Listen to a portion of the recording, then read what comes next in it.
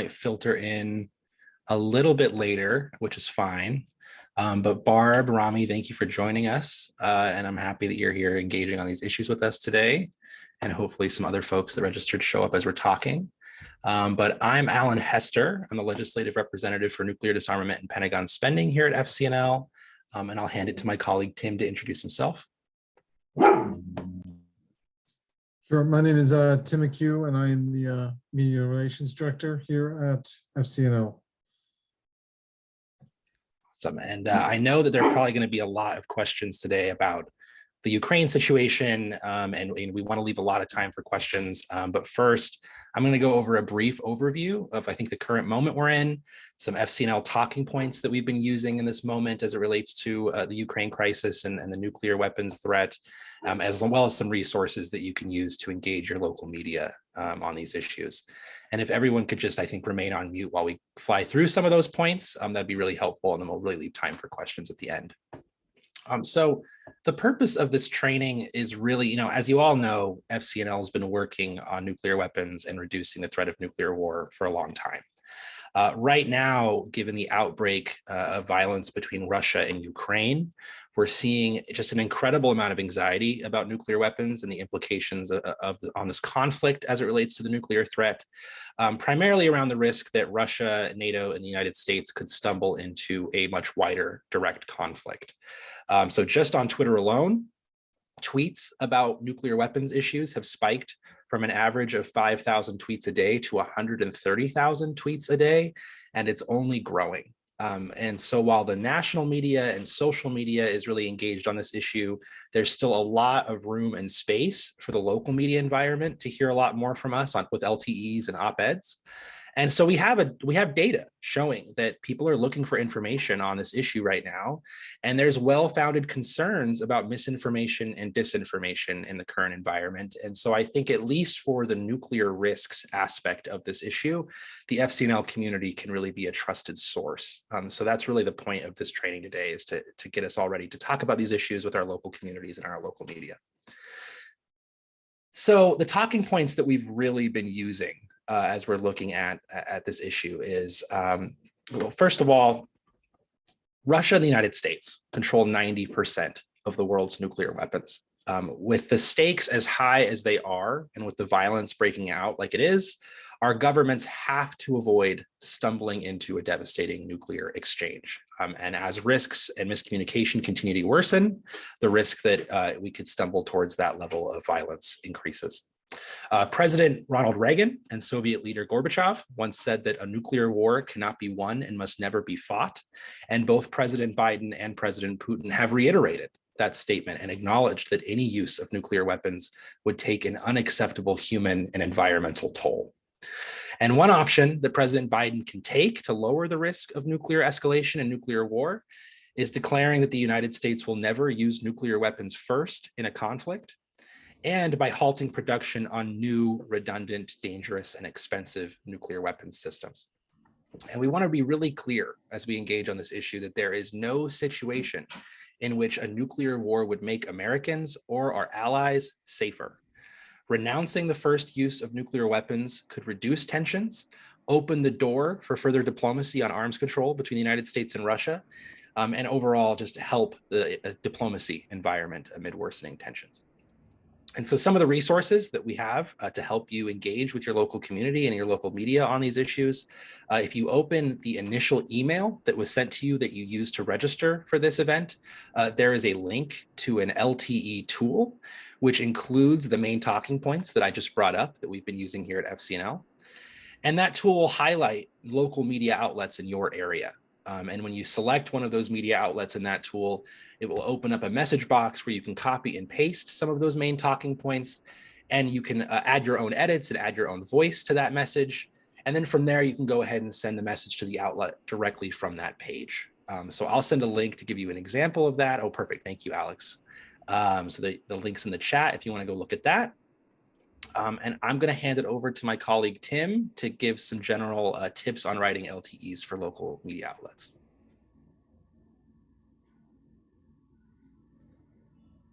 Thank you.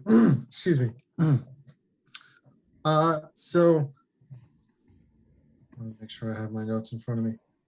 Thanks, Alan. So I'm going to try and be quick so that we can leave a bunch of time for questions. I think that would be most helpful for everyone. But so LTE writing, letter to the editor writing is pretty straightforward.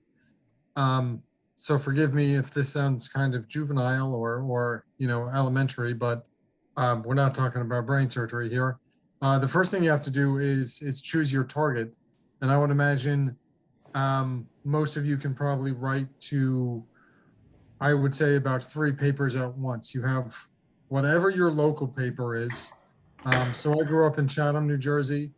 Our local paper was the Star Ledger out of Newark. You can always copy your biggest state paper. I had an overlap there. The biggest paper in Jersey is the Star Ledger. And then, and this wasn't the best idea in Jersey, but it may be very different where you're calling in from. You could always copy your, whatever your state capital paper is. So I can send a paper to the Trenton Times. I don't know if anyone read the Trenton Times. I doubt it, but it is still the state capital. They still had a paper, and your senators, your congressmen and women will be reading that, and certainly their staffs will.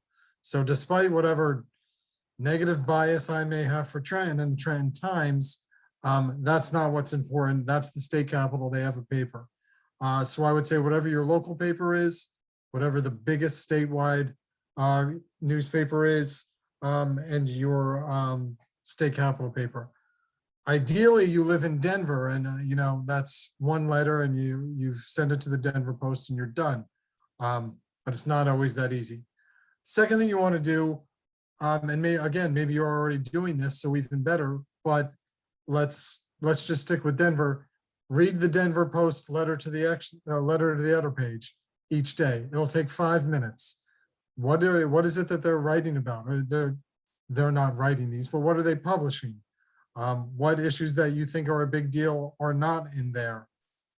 What is the issue that you want to write about? Is it there? Is it not? What's the kind of stuff that they're publishing? Who are they publishing? Is it everyone from Denver? Is it suburban Denver? Is it just the state of Colorado? Just read the letter to the editor page for about a week, 2 weeks. You will see what kind of stuff they like. You can read between the lines on what kind of stuff they're not interested in, and make some educated choices from there. Next, you're going to want to, you're all on Zoom right now, so you all have internet access. And again, I'm just going to beat the dead horse of the Denver Post. If you go to the Denver Post and go to the letter to the editor page, they have a link for submit a letter to the editor. They're making it easy for you. So follow their lead. It is 2022. If you handwrite a letter, it's not going to be published.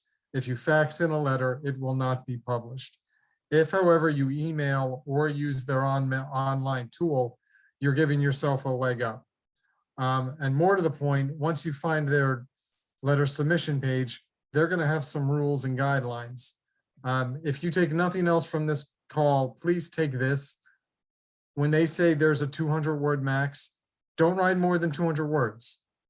It sounds pretty obvious, but some people think, well, 210, that's not well over the minimum, won't be a big deal. Those letters will not get read. They will be deleted automatically. They have high-end tools that count words, and if you're not following the rules, you get deleted automatically. So you can waste all the time you want saying, 205, it's only 5 words, you're going to get deleted automatically. The rules, the guidelines are there for a reason. Just follow them. If you can't say it in 200 words, don't say it. It might sound a little bit jerky, but I'm trying to make a point here. They put those guidelines and rules on the web for a reason. Follow them. Don't be one of the people who doesn't follow them. They're all getting deleted. And I think if you're lucky enough to get published, you probably will not be published again for at least 3 months. So keep that in mind. I love, when it comes to letters to the editor, quantity over quality. Keep on banging that drum and make sure you get heard. But once you're published, you have to back off for at least 3 months. They're not going to publish another thing from you. But let's assume you're not in Denver, you're somewhere else where you've sent out 3 different letters to your biggest statewide, your local, and your state capital paper. If your state capital paper ran what you wrote, that doesn't mean your local paper did or your biggest in the state paper did. So you can always keep going after them.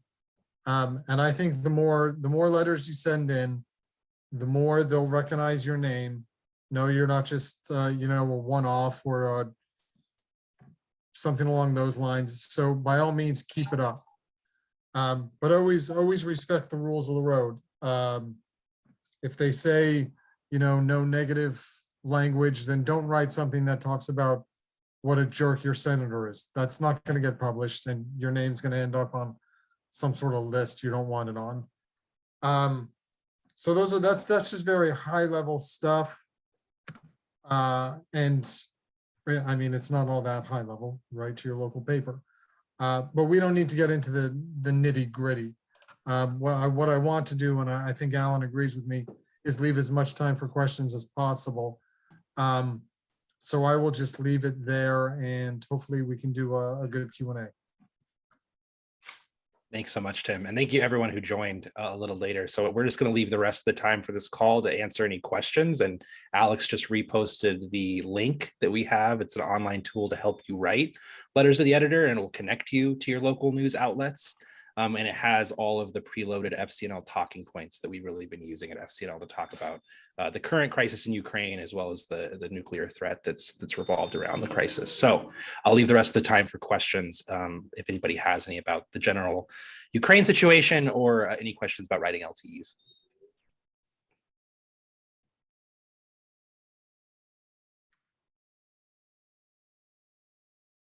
Yeah, Rami. Can we mention the FCNL in our letter as a source or for any other appropriate reason? I wouldn't say that I wouldn't use it as a, after my name at the end, but in that I might say the FCNL says something or other and quote you. Thank you. There's certainly no hard and fast rules here. If you're quoting something from our website or some sort of fact sheet we have, then by all means. But I would keep in mind that, especially when it comes to letters to the editor, word count is important. Words are a valuable commodity. Any words you burn talking about us is words you cannot burn talking about nuclear policy, talking about climate policy, or what have you. You do not need to mention us. Don't think that we need you to mention us. If it helps your cause, by all means. Yeah, I'd also say too, I think this is the general thing I've learned with any kind of media engagement, whether it's the radio or whether it's me trying to get something published in a paper, that especially with these complex issues like nuclear weapons, the more you can avoid getting into the weeds and into statistics and into kind of the like wonkier side of the conversation, the more you can keep it at a high level, I think the better. So I don't think it's a bad thing to cite certain sources or cite certain statistics, but I would just say, I think in these situations where word count is valuable, less is more. Okay, thank you.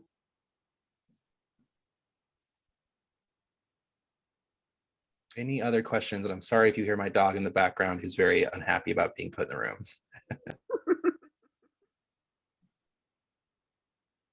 Yeah, Istra. Hi, I have a question about LTEs generally.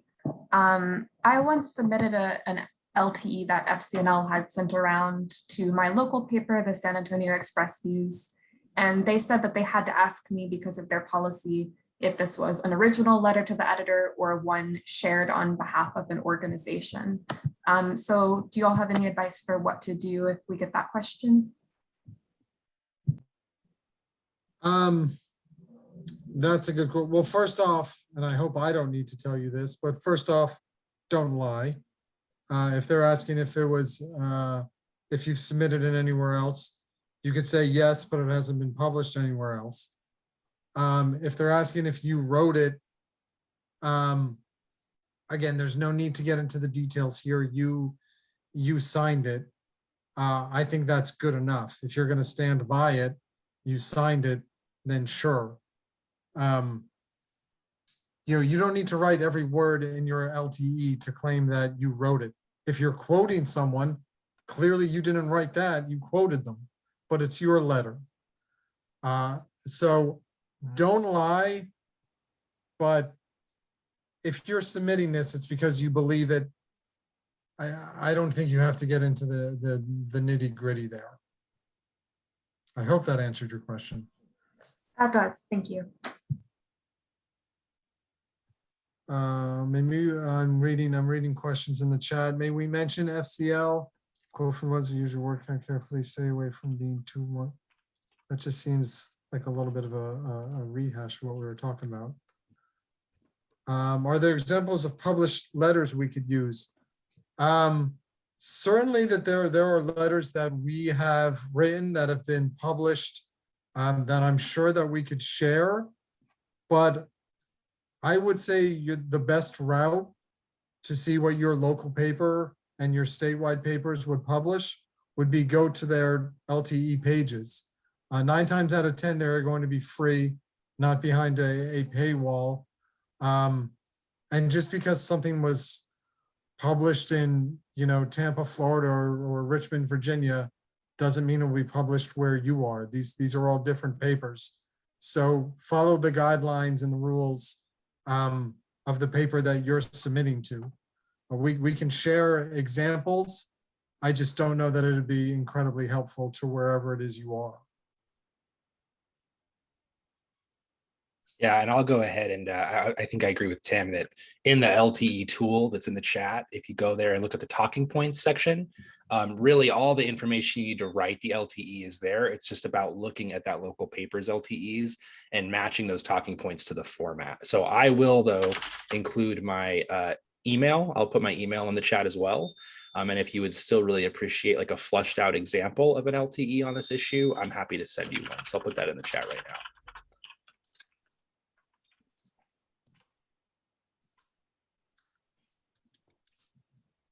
Any other questions? Yeah, Reed. Thank you, Tim. I had trouble signing on and missed the bulk of the meeting. Is this going to be done again, or should I just go with what I've got on at that link you gave us? Or Yeah, I will say, yeah, sorry about the technical difficulties with trying to sign on. So that link that's in the chat, the LTE tool, that includes all the main talking points that I went over. Okay. But I am happy to highlight those talking points. They're really quick. There's only about 4 of the ones we've been repeating really often. I'm happy to highlight that. I learn well from reading. So Okay, perfect. It's all in there. It's it'll all be fine. I just wanted to know that would be the place to go to find what I need. Absolutely. Absolutely. And again, if you have any other questions about further questions about specific parts of this issue or specific context with Ukraine, please feel free to follow me up on email, and I'm happy to give you more context that you can use. Thank you very much. And I think everyone knows this, but this is being recorded. I'm not 100% certain that it'll be put on YouTube or made available, but I'm sure that we can share the recording with you. I hope. Yeah, Rami. Question. In general, does the FCNL have any contacts in either Russia or Ukraine itself, or do you have any office there or any direct contact with the Russian government at all? Just out of curiosity. I'm not an expert on that question as much as I do know that there are Quaker organizations in Russia that I think do have some interaction with other international Quaker organizations. I can't speak to what our personal relationship is with Russian Quaker organizations, but that's a really good flag. And I know that there are multiple kind of engagement with Russia groups, especially the ones that are trying to send a message of peace in this moment. But I'm happy to do more investigating into what FCNL's options are there and what our relationships are there. But I think where our primary relationship in this moment has been with the US arms control community. And then we've obviously been having meetings with the administration here in the US to try to push them towards nuclear policy reform and just being aware of the risks. Yeah.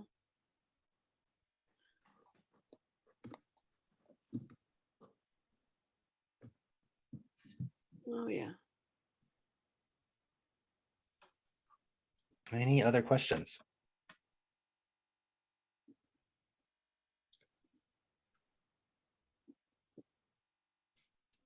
None. Well, again, I'm really sorry about those technical difficulties. And like I said, we'll try to get that video recording of the initial part of the meeting out to everybody. But again, my email is here. If you do have any other conversations you want to have about this issue, if there's any way I can help you feel more confident talking about these issues in the current moment, I'm always a resource. My colleague Istra Fuhrmann is also here. We're both looking for any kind of outreach on these issues. Oh, thank you so much. Istra just shared an LTE that she's written on a different topic as an example of format, but obviously you're going to want to double check with all these local outlets in your area to make sure that the word count, et cetera, matches up with what they're looking for.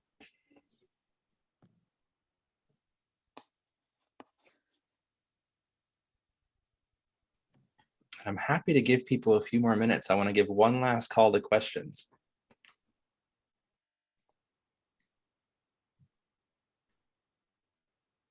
Oh, great. That's a great update, Barb. Yeah, and we'll continue to look out for opportunities to engage on these issues on an international level when they're available. But thank you so much, everybody who signed on. Again, I apologize for if you had any difficulty getting on. Please look at FCNL as a resource as you try to write on these issues. And I'm happy to plug you into any of those statistics or additional sources that might be useful. But I'm happy to give people a few more minutes of their day back if there are no further questions.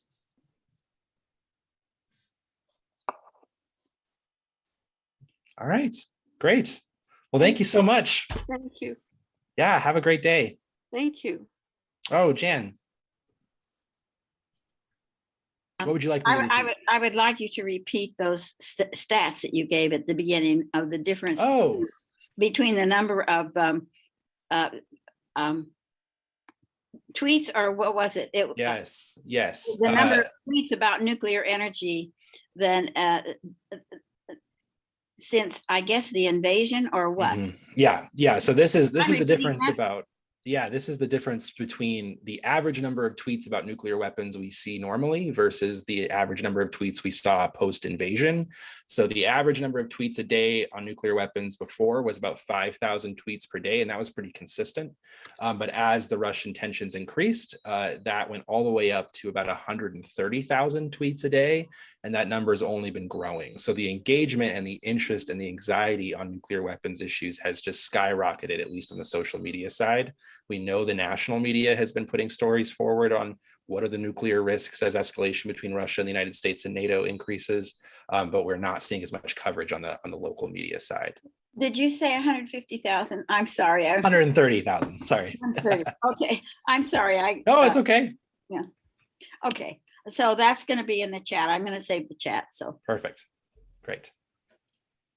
Thanks very much. Yeah, of course. Thank you. All right. Great. Well, thank you so much. And if you do get an LTE published, please feel free. You have my email. Send it to me and let me know that you've gotten some engagement on that. I would love to amplify and share that FCNL is doing engagement on these issues with our network. And I'm happy to support in any way I can. But I can give people time back in their day. Thank you so much for coming. Thank you. Yeah, thanks. Thank you. Thank you.